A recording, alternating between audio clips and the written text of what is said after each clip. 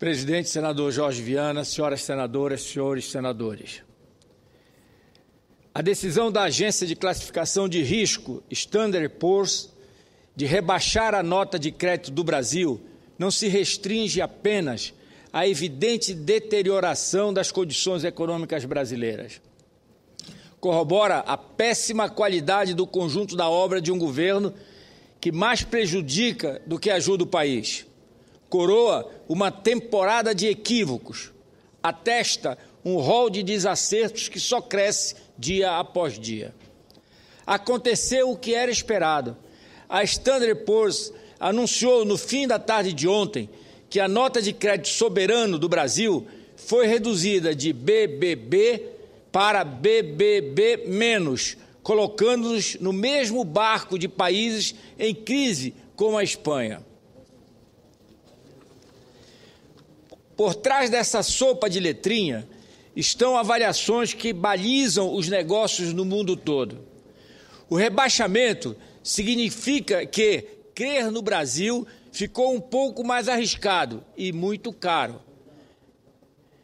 Nossas perspectivas pioraram, goste-se das agências de rating ou não. A Standard & Poor's citou a deterioração das contas públicas, o endividamento ascendente e os prognósticos declinantes para o crescimento da nossa economia como razões para a decisão, de resto, já esperada. Alguém há de contestar? Noves fora o esperneio mais que previsto do governo? Ninguém.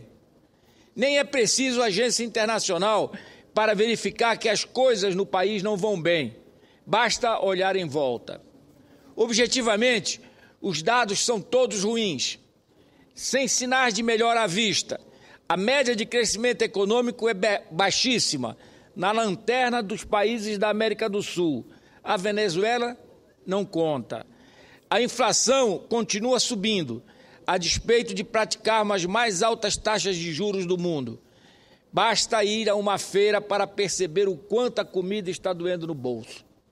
O Brasil isola-se cada vez mais do resto do mundo, não consegue expandir a exportação e aumenta o rombo nas contas externas. A dívida bruta, que não esconde as maquiagens, é o dobro da média de países emergentes. Os gastos correntes explodem, enquanto os investimentos necessários para destravar o país não acontecem. Há um nítido desalento em relação às perspectivas do Brasil. As decisões econômicas são tomadas em bases frágeis, as opções são temerárias e o compromisso público se vê subjugado às conveniências eleitorais. A impressão que se tem é de uma volta a um passado de remendos, improvisos e imprevidências que imaginava-se havia sido extirpado da vida nacional. A gestão do país vive de manobra atrás de manobra. Se as previsões oficiais não saem como previsto, remendam-se os números, fabrica-se alguma solução de conveniência e torna-se mais uma montanha bilionária de dinheiro público. Se é preciso algo mais palpável para dar materialidade ao desatino em marcha, basta olhar o que acontece hoje com as empresas públicas em processo de desmanche. Tanto que as notas da Petrobras e da Eletrobras também foram rebaixadas ontem pela Standard & Poor's e a lambança no setor elétrico. Ainda assim, o governo brasileiro considera inconsistente a decisão da agência. O adjetivo é perfeito, mas para aquilo que a gestão petista está cometendo aqui dentro. A avaliação da Standard & Poor's é apenas uma percepção externa a mais sobre o que os brasileiros assistem cotidianamente no país. Mais um degrau de queda e passaremos à condição de economia especulativa. Repito, mais um degrau de queda e passaremos à condição de economia especulativa. Não será surpresa se outras agências importantes de rating, como a Fitch e a Moody's, vierem na mesma toada. O Brasil foi rebaixado no mesmo momento em que as economias concorrentes, como o México, estão sendo promovidas.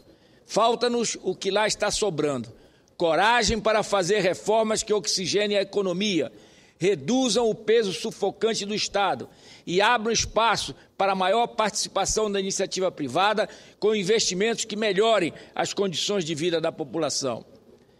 A erosão das condições econômicas do Brasil não é obra do acaso.